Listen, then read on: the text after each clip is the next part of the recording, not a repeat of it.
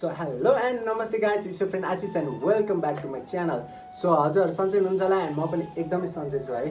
So आज चाहिँ म कुनै पनि भ्लग हैन एउटा रिभ्यु लिएर आइरहेको छु. त्यो चाहिँ बिगिनर भ्लगर्सहरुलाई चाहिँ एकदम काम लाग्छ हैन. अनि यो चाहिँ मैले दराजबाट अर्डर गरेको थिएँ अनि अस्ति अर्डर गरेको थिएँ आइपुगेको थियो हैन. एन्ड मैले चाहिँ त्यो सामान खोलिसके है किन भन्दाखेरि मलाई दराजको एकदम ट्रस्ट लाग्दैन. सो त्यो सामान हो 3-वे स्ट्यान्ड है जुन चाहिँ अब गोप्रो एन्ड मोबाइलहरुमा राख्न सकिन्छ हैन. भ्लग गर्नलाई नि एकदम राम्रो छ गाइस. अब म चाहिँ यसको रिभ्यु गर्दै जाँदै छु हैन. सो हजुरहरुलाई एकदम काम लाग्न सक्छ यदि हजुरहरु बिगिनर हो भने हैन. अरु चीजहरु पनि छ, स्ट्यान्डहरु धेरै छ मार्केटमा हैन जुन पनि लिन सक्नुहुन्छ. मैले चाहिँ यो युट्युब हेरेर लिया हो हैन. अनि अरु पनि थियो. सो हजुरहरुलाई जस्ट युजफुल होस् यो भिडियो एन्ड प्लिज गाइस मलाई सब्स्क्राइब गर्न चाहिँ नबिर्सिनु होला यो भिडियो हेर्दै हुनुहुन्छ भने.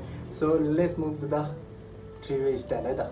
सो गाइस सामान चाहिँ यही हो है. अब सामानहरुमा चाहिँ मैले दराजबाट पर्चेस गरेको थिएँ एन्ड मैले चाहिँ खोलिसकेँ एन्ड मलाई चाहिँ यो भएको थियो एन्ड टोटल प्राइस चाहिँ म लास्टमा भनिहाल्छु भिडियोको हैन.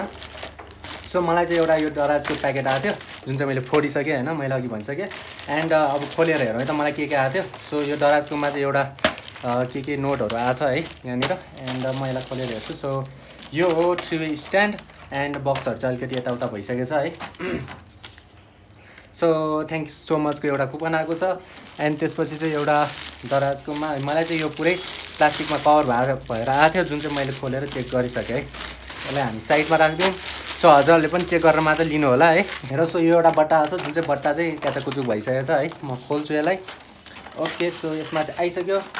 ओके यो हो है 3 स्ट्यान्ड बार एन्ड यसमा अरू पनि लेखा छ. यहाँ चाहिँ के गर्न मिल्छ भनेर नि बट्टामा लेखा छ है. सो यहाँ हेर्न सक्नुहुन्छ एन्ड यसमा चाहिँ यो 3टा चिज आउँछ है.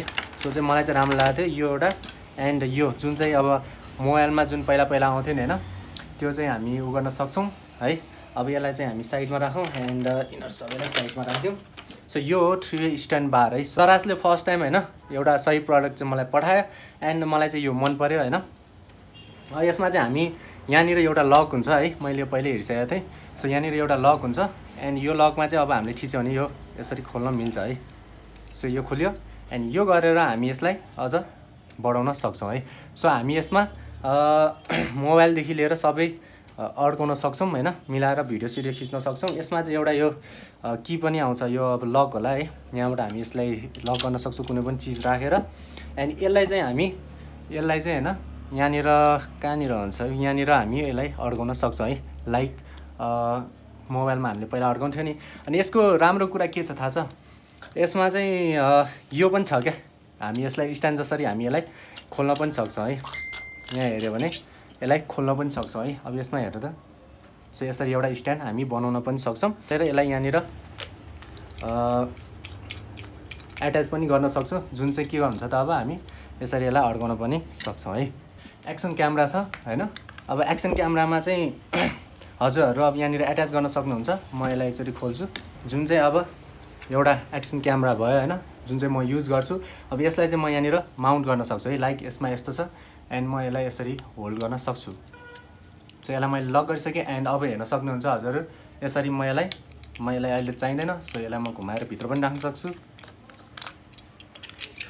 एन्ड अब हेर्नुभयो भने मसँग एउटा फुल एउटा भ्लगिङ सेटअप छ. सो हजुरहरूको लागि फर्स्ट बिगिनर हुनुहुन्छ भने चाहिँ यो एकदम काम लाग्नेवाला छ हजुरहरूलाई है.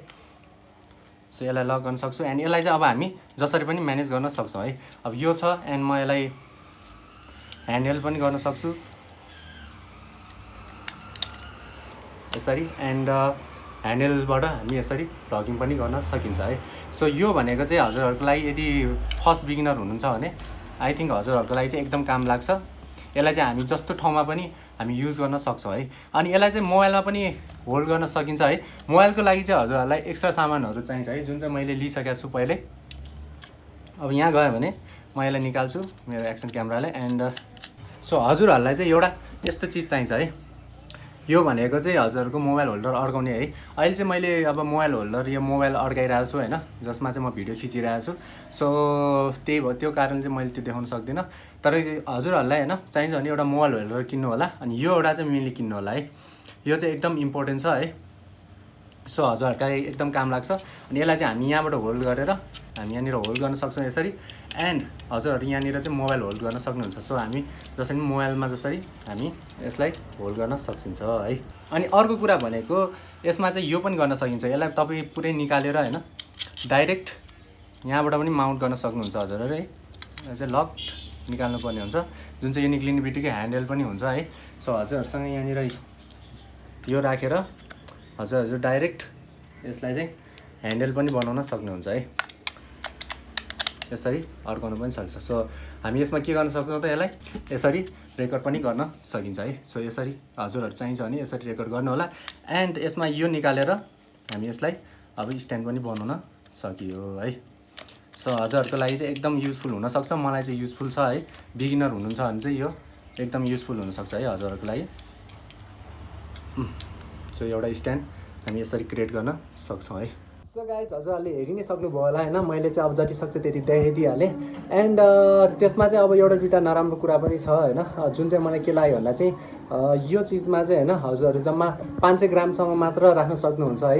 एन्ड त्यो चाहिँ त्यस्तो नराम्रो पनि होइन, किन भन्दाखेरि मोबाइल र गोप्रो राख्ने हो भने चाहिँ हजुरहरूलाई मजाले मिल्छ होइन। किनभने मोबाइल जम्मा यस्तै 200 ग्राम त्यस्तै हुन्छ भने गोप्रोहरू पनि त्यस्तै समथिङ 150 200 त्यस्तै समथिङ हुन्छ होइन। सो 500 ग्रामसम्म चाहिँ हजुरहरू मजाले राख्न सक्नुहुन्छ। एन्ड बिल्ड क्वालिटी हेर्ने हो भने चाहिँ यो चाहिँ अलिकति प्लास्टिक क्वालिटी छ होइन, त्यही पनि जस त्यति प्राइसमा चाहिँ यति रिजनेबल नै हो जस्तो लाग्छ मलाई। एन्ड अघि न मैले मोबाइल होल्डर देखाएको थिइनँ होइन, किनभने मैले मोबाइलबाटै खिचिरहेको थिएँ। एन्ड म अहिले देखाउँछु। सो मेरो यो चाहिँ एउटा किनेको थिएँ मैले होइन, मोबाइल होल्डर जुन चाहिँ ट्राइपडमा राख्नलाई मैले किनेको थिएँ। एन्ड यो मसँग पहिले भएको भएर चाहिँ मैले किन्नु परेन होइन। सो यसलाई चाहिँ होइन यो चिज छ नि, यो चिजलाई चाहिँ यसमा होल्ड गरेर होइन हजुरहरू चाहिँ मजाले यसमा एट्याच गर्न सक्नुहुन्छ अनि मजाले भिडियो रेकर्ड गर्न सक्नुहुन्छ। सो गाइज हजुरहरूले हेर्नु भइसक्यो है, अब हामीलाई के चाहिन्छ भनेर। एन्ड यो चाहिँ भयो हाम्रो एक्सन क्यामेरा, अनि यहाँनिर मोबाइल पनि होल्ड गर्न सकिन्छ जुन चाहिँ यो हो होइन। यो चाहिँ एकदम ध्यान राख्नु होला। एन्ड मेनली यसमा के आउँछ मैले सबै कुरा भनिसकेँ होइन। अब मेनली यसको प्राइस, सो प्राइस चाहिँ एकदम रिजनेबलै छ है मेरो विचारमा चाहिँ, किन भन्दाखेरि यसको प्राइस चाहिँ जम्मा यो स्ट्यान्डको मात्र चाहिँ हजुरहरूलाई 1000 रुपिस पर्छ है। अब 1000 रुपिस पर्छ। मैले चाहिँ दराजबाट मगाएको भएर मलाई डेलिभरी चार्ज पऱ्यो, डेलिभरी चार्ज चाहिँ मलाई 110 जति पऱ्यो होला। सो लगभग 1100 भनौँ न, 1100 चान्सुन पऱ्यो मलाई यो बारको है। अनि फेरि यसमा एक्स्ट्रा एउटा चिज चाहिँ यो पनि मैले जोडेँ। सो यसको चाहिँ मलाई 150 जति पऱ्यो होइन। सो यसको चाहिँ 150 जति पर्छ हजुरहरूलाई एक्स्ट्रा किन्दा। अरू सस्तोवाला पनि पाउँछ है, 100 जति पनि मानि यसो पाउँछ है। सो हजुरले यो लिन सक्छ। अनि अर्को एउटा मोबाइलमा गर्नु चाहनुहुन्छ भने चाहिँ हजुरहरूले एउटा होल्डर लिनुपर्ने हुन्छ। त्यो होल्डरको चाहिँ लगभग हजुरलाई 300 देखि 400 रुपियाँ पर्न सक्छ होइन। त्यो होल्डर चाहिँ मैले यहाँनिर स्ट्यान्डमा राखिरहेको छु अहिले, स्ट्यान्डमा राख्नलाई ल्याएको थिएँ। सो मलाई अहिले काम लाग्यो, त्यसको चाहिँ 300-400 पर्छ। अब हजुरहरूलाई यति सेटअप गर्नको लागि चाहिँ 1500 और 1500-1600मा चाहिँ यो सेटअप हुन्छ। सो मलाई चाहिँ एकदम मन पऱ्यो होइन। सो आई थिङ्क हजुरहरू पनि बिगिनर्स हुन्छ भने हजुरहरूलाई एकदम काम लाग्न सक्छ। सो गाइज यति नै हो आजको भिडियो होइन। जस्ट मैले चाहिँ एउटा इन्फर्मेसन दिन खोजेको थिएँ होइन यसको बारेमा। सो हजुरहरू बिगिनर हुनुहुन्छ भने चाहिँ यसको बारेमा एउटा सानो इन्फर्मेसन दिउँ भनेर यो भिडियो बनाउँदैछु। सो आई होप हजुरहरूलाई यो भिडियो युजफुल लागोस् होइन। अनि गाइज प्लिज सब्सक्राइब चाहिँ गरेर जानु होला है, यदि यहाँसम्म भिडियो हेरिराख्नु भएको छ भने। यस्तै अब म राम्रो कन्टेन्टहरू पनि लिएर आइहाल्छु। सो हजुरहरूले हेर्दै गर्नु होला होइन। यति भन्दै चाहिँ म यो भिडियो यहीँ कट गर्छु। So have a nice day है त।